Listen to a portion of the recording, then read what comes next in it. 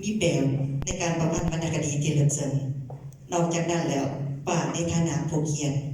คำนำคำนิยมให้อยากให้ป้าวิเคราะห์หรือสวยขยายกว้างในบางประเด็นนี้ให้ยกตัวอย่างว่าบทบันทึกตกแล้วมันเป็นวรรณคดีหรือบ่เป็นยังคนอื่นจะบ่เป็นส่วนอุทิศประเทศใดแนวใดเนาะอันนี้ก็ขอเชิญป้าขยายความต่อขอเชิญนะครับ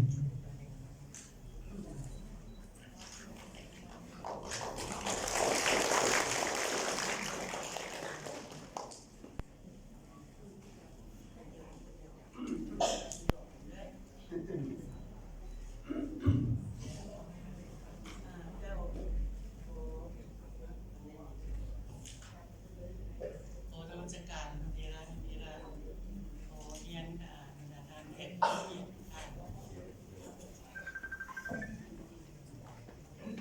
ฮัลโหลกับระหว่างมีปัญหาไหมเจ้าก็เข้าเรื่องกันเลยเนาะเพิ่นเชิญให้มาเบ้ากันที่เบ้าเราได้นี่เกี่ยวกับที่บุญยพงศ์นี่ก่อนจะเข้าไปสู่เรื่องว่าที่การเขียนเพิ่นก็อยากเบ้าเรื่องเพิ่นหน่อยนึงเพราะว่าเพิ่นเริ่มต้นที่มีท่านโยงได้มาเบ้าเอาคนเดียวแล้วท่านโยงได้เบ้าพอดกับเจ้าจือว่าเพิ่นเป็นผู้รับผิดของลาวหัวที่เรียนนะมาประมาณนี้เนาะเพราะว่าอยู่ในสมัยก่อนคือบ่ทันเคยได้ยินว่าไปเรียนทางข่าวมาเนี่ยมาฮอดเรามาฮอดเพราะว่าข้าพเจ้าของทีมนี่เป็นนักเขียนหรือว่าเป็นนักข่าวที่ว่าดิบออกจากเรียนม .4 ของฝรั่งเนาะการเรียนนะเรียนมันดิโปรซึ่งผมเป็นอะไรบางทีแต่ผมเอาเริ่มต้นตั้งกัน2 ปีเนาะครับเจ้าเริ่มต้น57-58ส่วนที่เรียนผมหลังตั้งแต่2 ปีก็จะประมาณ2 ปีมาแล้วเขาว่าเป็นนักข่าวทันทีเลยดิบจากเรียนเป็นผ่านการเรียนอย่างนั้นแต่ว่าจากการอ่านเนาะโบเน้นเนื้อคิดมีคนอ่านหรือหล่อเนี่ยอ่านหลายแลกประสบการณ์ที่คอยพัฒนาตัวเองที่เป็นที่นั่นเนาะการที่มีประสบการณ์ได้ไปเบิ่งเวียกเบิ่งงานหนังสือพิมพ์บนหันบดีแดงตามธรรมดาแต่ว่าเขาได้เป็นเรียนเป็นระบบทักแนงอะไรอยากว่าความทักเขียนของเพิ่นเนาะในการเขียนได้พัฒนาถึงมันขันนี้เป็นที่หักมู่แล้ววันนี้มาเล่าถึงว่าเป็นอย่างที่ยังมีวาดแววการเขียนแบบนี้ครับจะว่าถึงคลิปส่วนตัวไปสักหน่อยที่นี่แสดงที่เขาบอกแล้วว่าเป็นมีเว็บตลกว่าจะเป็นบทเรื่องสั้นบทป้อม108 ชีวิตหรือว่าบทสารคดีเนาะคือการโยงเบามามันตลกอยู่ในตัวเพิ่นเบ้าเพิ่นอยากให้โอคิดแก่สังคมแต่ว่าเพิ่นจะว่าแบบตลกเอาอ่านเอาดูเมื่อเอาจะมวนเจ้าใส่ซื่อว่าบทเขียนบทสารคดีของที่มีเป็นบทอ่านที่อ่านมวนเนาะอ่านมวนแต่ว่าสวยสุดเพราะฉะนั้นนิสัยของทีมก็คือบทเขียนของเราเนี่ยนิสัยจริงของเราจะเป็นคนที่ว่า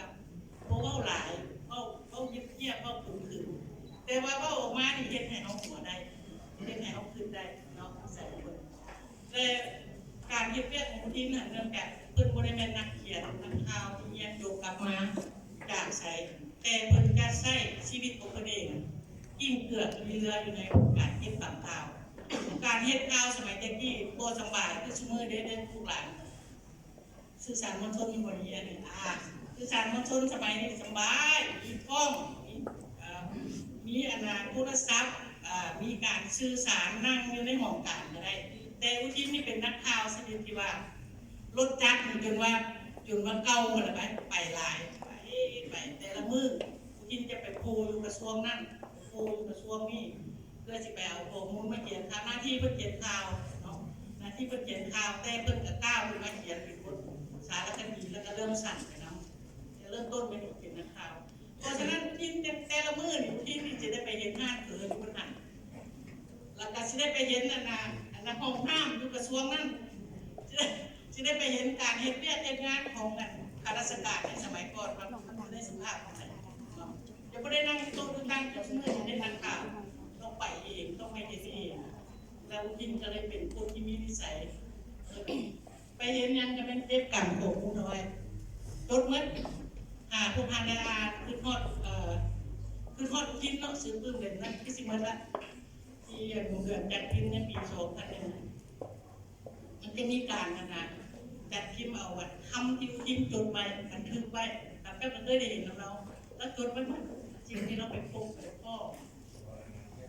จดไว้เห็นว่าเป็นว่าย่านลืมนะเถื่อนแต่ว่ามันเราให้ความสำคัญในการจดคำว่าจดมา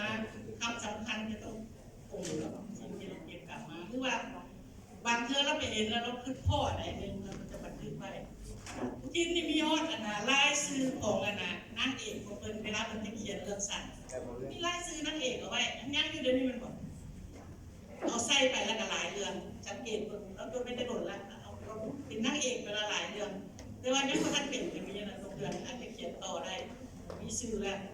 อันนี้มันในใจของเพิ่นที่ว่าที่เขียนไม่หมด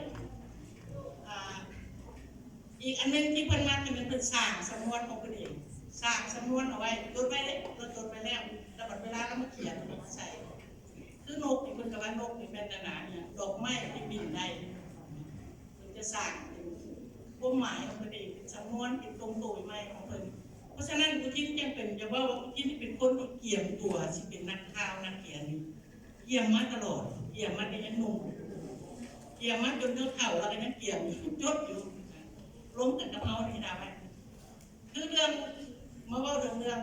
วิธีการเขาจะเอามาใช้ในเรื่องคิดตามมาแล้วคือเรื่องปัจจัยที่ขาดิอันนี้ก็เป็นข้าพเจ้าจื่อได้ว่าข้าพเจ้าเองเป็นคนปุ๊บคิดจำนึกตัวนี้เพราะว่าข้าพเจ้าไปเห็นห้องน้ำอยู่ในกระทรวงหนึ่งบอกสื่อได้สมัยนั้นเนี่ยสมัยนี้บ่ได้ว่าไว้สมัยนี้เด้อมันเป็นห้องน้ำที่เพื่อนหลายเนาะตัวที่ว่าอย่างการุณาเพื่อดับกลิ่นเหม็นการุณาอัดประตูด้วยของน้ำนั่นเองนะอยู่ในกระทรวงอย่างไรเพื่อดับกลิ่นเหม็นการุณาอัดประตูด้วยครับเจ้าผมก็คิดเวลานั้นเห็นไฟหนามกันเนี่ยรวมกันคิดเขาจะมาว่าแบบนี้เบรกมาจากไหนข้าพเจ้าเพียงแต่เอามาลงกันน้อยสั้นๆแต่ว่าเมื่อรุ่นมากลายเป็นปัจจัยที่ขาดิบที่พิมพ์เขียนเป็นไม่ได้เพิ่มแบบนี้เราก็ไปเก็บกับของแต่ละกระทรวงของน้ำเป็นแบบไหนยังเป็นแบบไหนก่อนที่มาเป็นบทนั้นแปลว่าเขาเราเล่าลินกันซื้อนะพวกเราของน้ำเพื่อนนะแล้วมันกินเบ็ดมันที่เช้าเหมือนยอดอันประตูบนบ่อเขาถามเลยเราตายของบทชาและคดีที่ว่าถามเจ้าหมักที่สุดบทนี้ก็ได้ที่เป็นกับบทคือที่ทำโยงในเบ้าไปเนาะอย่าว่าการเก็บกันของบทของทีมเนี่ยมันตัวจริงนี่หรือตัวจริงแล้วก็เอามาใส่ด้วยหัวจิตประดิษฐ์ฉากของเพิ่นที่เพิ่นสร้างขึ้นเองสำนวนต่างๆประโยคต่างๆแต่ว่าจะได้กระดาษบทเขียนยินสิสั่นหรือสิยาวอ่านมวลมาได้กระดาษแต่ว่ามันจะต้องแฝงกันดีแฝงตรงคือท่านลงในวิภาคไปนั้นแม่นตัวจริงแล้วอยากส่องแสงหลายอันอยู่ในหันแล้วอยากเว้าหลายอันอยู่ในหันเอาอ่านเอาตรงคืออ่านบนที่มีระวังที่ลงอ่านเป็นม้วนเลื่อนไปอ่านเลื่อนไปคือเราเป็นเรื่องม้วนเรื่องตลกหอดคนหัวกับหัวแต่ว่ามันวางโกลงเนาะจนชุดแรกก็สิวเมือว่าโอ้เขาได้อย่างจากเรื่องนี้เขาได้ความทรงจำจะพอถึงว่าการเริ่มต้นในชีวิตของนักเขียนเป็นที่ในแง่ของบทเขียนบทที่นี่เจ้าจะบอกว่าคิดเขียนบทมันหลากหลายนะเบื้องแต่ในเบื้องหัวนี่เดี๋ยวพอท่านเบื้องกัน3 เล่มที่ผ่านมา3 เล่มที่ผ่านมามันจะเป็นเรื่องก้อมแล้วก็เรื่องสั้นเนาะแต่เล่มนี้จะเน้นเฉพาะสารคดีบทที่เป็นสารคดีก็คือเบื้องแต่เรื่องไม่ทูเรื่องเผลอมันก็ยังว่าเป็นสารคดีได้เรื่องฟ้าวิทย์ประตูวิทย์ก็มาเป็นสารคดีได้ยังเรื่องอื่นๆอีกมันหลายเรื่องอยู่ได้นี่ครับเจ้าของเราทั้งหมดอยากจะยกให้เห็นว่าในกับเจ้ามีโอกาสเรียนทั้งเรียนน้ำมันเชี่ยวชาญเคยกันโยกเคยแต่ภาษาเด็กในการเรียนอาจารย์นักศึกษาต่างประเทศคุณจะบอกไว้ว่าบทเขียนของเขาเนี่ยนะบทข่าวยาวหรือว่าข่าวสารคดีเนี่ยนะเขาสามารถเห็นถึงมวลได้เห็นมวลข่าวว่ามันมวลหลายแล้วมันคือกับเรื่องจริงเรื่องสั้นมันมวลหลายจนขึ้นว่ามันเรื่องแต่งเอาว่าเรื่องนี้ คิดแล้วไปเอาอย่างมาเขียนเรื่องแบบนี้เขาคิดว่ามันเป็นเรื่องจริงปัจจัยที่ขามีคนคิดว่าเอาจะได้เราไปถ่ายรูปมาเห็นพ่อถ่ายรูปไปเบิ่งเลยตัวจริงแท้ๆเรื่องเฟิร์นกันตัวจริงเพราะฉะนั้นอย่าว่าเขียนมวลแล้วมันอ่านมวลเนี่ยมันเป็นความจริงแต่มันงามมันอาร์ติสติกมันงามหลายมันมีศิลปะหลายนะครับมันคือกันกับเป็นเรื่องแต่ถามว่าเขาเขียนเรื่องสั้นคือเขาเจ้าเขียนเรื่องสั้นถามว่าเขาเขียนได้ดีอ้างอิงว่าทันอ้างอิงว่าหลายคนไปโรงพยาบาลไปซ่อหาเงินครูสัญญาพิเศษเพราะว่าเขาอ้างอิงมามันก็คือมีแท้เนาะก็ไปซ่อพวกไปฮอดโรงพยาบาลโทรศัพท์มาป้าเงินหลังครูสัญญาอยู่บนไหนอยากไปเบิ้ลแต่ต้องได้มาส่วนไทยท่านโกไปแล้วประมาณนั้นกับเจ้าอยากยกมือว่าคิดเป็นคนเขียนแบบนี้เนาะเจ้าคิดว่าบทเรื่องระบาดบทแบบเรื่องเพราะว่าซะเรื่องเผลอนี่จะเป็นเรื่องที่สำคัญระดับชาติเพราะว่าเมื่อทุกคนเป็นเผลอเรื่องปัจจัยนิพาวิคุณคิดได้ขึ้นต้นเรื่องไปแบบไหนคุณคิดขึ้นต้นเรื่องแบบว่าเขาอ่านมาไม่น้อยอ่านมาเลยจะเป็นหักชีว่าไปบนวิธีการขึ้นต้นเรื่องของคุณคิดมันมีหลากหลายแต่เรื่องของเราจะขึ้นต้นแบบพวกคือเก่าแบบพวกคือเก่าอย่างว่าไปได้ไม่ได้ใส่วิธีการนี้ให้มันเรียนของเราเองเราสร้างของเราเองเราไม่ได้มีตำราที่อิงใจเนาะปัจจัยนิพาวิธีขึ้นต้นทานเชื่อหรือว่าความเจริญนั้นวัดแทกกันด้วยมิตรก็ได้กวิทายหรือหอกทายนักทายเบาธรรมดาเอานี่แหละอย่าพูดว่าบ้านหนึ่งเมืองหนึ่งก้าวหน้าเจริญไปขนาดไหนโบจำเป็นเป็นค้นหาตัวเลขว่ามีคนได้รับการศึกษาสูงขนาดไหนเลขจำนวนเท่าไหร่ลดตัวหลายขนาดไหนมีผลิตผลจากการหลายเท่าไหร่ประชาชนมีรายได้ตัวหัวหลายขนาดไหนโบจำเป็นเป็นคนให้ยุ่งยากไปเบิ่งวิทายแล้วท่านจะได้คำตอบแจ้งขึ้นต้นแบบนี้แหละคนอ้างกระชิหัวกระชิขึ้นมาแล้วเบ้าหลินเบ้าหัวเบ้าเรื่องตลกเป็นบอกมันก็คือกับเรื่องตลกเรื่องหนึ่งซื้อแต่ว่าเวลาอ่านไปแล้วมันก็มีการอธิบายมีการชี้แจงมีการเปรียบเทียบแล้วก็มีการนำเอาข้อมูลเจ้าใช้คำว่าข้อมูลเนี่ยตัวหลายๆข้อมูลที่น้ำผาบินต่างๆมาลงให้เบิ่งพ่อแต่เขาอ่านไปแล้วเขาก็สิได้หัวได้แล้วเชื่อก็อยากให้เพราะว่ามีโครงการเขาก็เป็นเดือนไอ้ว่าสมัยนั้นน่ะข้าพเจ้านี่จนได้รับผิดชอบกรรมในแก่หอน้ำเพราะว่าหอน้ำเพื่อนเรื่อยในอยู่กระทรวงแรงงานครับกรรมในแก่ผู้ใดที่เข้าหอน้ำต้องมาหาเลยเดี๋ยวลาซะก่อนแล้วข้าพเจ้ายังมีหน้าที่นั่งเป็นขวดตายอันนี้ว่าเรื่องจริงเลยหลังจากเขาออกมาน้ำเขาไปเบิกข้างล่างเพราะว่าตอนนั้นกระทรวงแรงงานเริ่มได้วิซื้อใหม่ๆในปิดนั่งนะคะเราต้องเป็นขวดกลางเราจะใช่แต่ว่าอันที่เขียนนี่มันไปเอามาจากอะไรก่อนเนาะในฟังหน่อยนึงด้วยห้องวิทย์ในกระทรวงหนึ่งเขียนใครได้ระบบออกสื่อกระทรวงห้องวิทย์ในกระทรวงหนึ่งเขียนมาแบบนี้ห้ามเอาเบี้ยเซ็ตออกไปใส่ข้างนอกอันนี้มันหมายแล้วไงไปท้ายแล้วดึงเอาเบี้ยของน้ำไปไว้น้ำเป็นการโซล่าบางหลวงแล้วเนี่ยขัดต้นอันนี้นะวิธีทายนั่งด้วยพุ่นตีนทั้งสองเหยียบพื้นเบ่งแห้งจะทายบนลายเสียเวลาเอ็ดขานได้เอาแย่แขนทิ่มลงในหัวเนี่ยแล้วชั่วโมงเดียวมันยังต้องติดประกาศเนาะที่ของน้ำประมาณนี้เรียกวันนี้เรียกวันเอาคนทำเจ้าไม่เลยห้องพยาบาลเนี่ยมีโกดเขียนมีฟ้าวิทย์มีโคตรขี่คนล่างแม่ขี่แม่ผมมาขี่ไปเลยคือกำลังว่าอะไรกำลังว่าอะไรถามว่าพวกนั้นหนักโคราชมันบอกเต้นเป็นคนอันนี้แมวมันตูไม่น้อยขี่แล้วเราเลยผมทานเป็นคนผีขี่ตุ่นอย่าลืมล่าง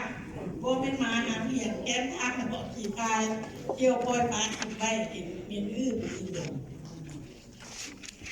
อ่านไปแล้วมันจะหัวอ่านโตก็ได้หรอกพอให้ไปอ่านเองก็แล้วกันจะได้ปัจจัยหลายอย่างจากเรื่องนี้เนาะ ข้าพเจ้าก็มีอีกบทหนึ่งที่อยากพ่อน้องเจ้าเป็นผู้บ่าวนี่ที่จริงแสนยากอันนี้ให้อ่านเรื่องคนที่เป็นเจ้ามันให้อ่านตัวเป็นผู้บ่าวนี่ที่จริงแสนยากมันยากแบบไหนลองอ่านมึงจะได้โคคิดไปนำใช้ในชีวิตประจำวันได้เนาะประมาณนี้เดี๋ยวถามเจ้าอยากว่าแค่หน่อยสักวันในเรื่องว่าการยิบชิ้นทั้งเป็นนักเขียนและทั้งเป็นนักข่าวเนี่ยมันก็มีประโยชน์ในแก่เราที่ว่าเราสามารถเขียนบทของเราเนี่ยนะเป็นวรรณคดีได้สามารถเขียนบทสารคดีบทพวงบทที่เขาอยากจะช่างสอนบทที่เป็นความจริงในชีวิตประจำวันได้เอามาเรียบเทียบและสามารถให้ความคิดให้ความคิดความเห็นให้เขาเป็นคิดได้สามารถเพราะว่าเรามีความสามารถในด้านการประกันยังไงเรื่องมันมวลตลกมันนี่แหละอ่านแล้วก็อยากวางฝึกหัวนี่ต้องอ่านแล้วอาจจะอ่านคืนเดียวแล้วเนี่ยวางโลกพอว่ามีสักวันแต่ว่ามีอย่างไรจะไปก็คือเพราะว่าขอบคุณครับขอสักตบมือที่เรียนว่าบทของเพิ่นเนาะมีการใส่ภาษาที่คมคายในการห่อเฮี้ยงเอาเรื่องราวต่างๆในสังคมเนี่ยมาบรรจุอยู่ในเรื่องเนี่ยก็มีเรื่องที่คมคายตลกเฮฮาเฮาหาอ่านได้เนาะจักหน่อยอย่าเฝ้าแนวนอนเนาะเพราะว่ามีคำถามผู้ใดถามแล้วก็อาจจะมีของขวัญรางวัลให้เนาะอย่าเฝ้าเด้อต่อไปเนาะอาจารย์หลังจากรู้จักครูแบบแล้วครูแบบการใส่ภาษาต่างๆในบทของฐานอุทิศบุญยวงศ์นั้นมีสำนวนต่างๆที่มันมีความโดดเด่นนอกจากนั้นยังมีบางบทเขียนที่เกี่ยวข้องกับปัญหาภาษาลาวในปัจจุบันนี้เนาะอยากให้อาจารย์แซมฝากขยายความในจุดนี้เพราะว่าตกลงแล้วเนี่ยปัจจุบันเนี่ยเขาใส่เลื่อนผักหรือเลื่อนแห้งเนาะอาจารย์มันยังสับสนขอเชิญอาจารย์ได้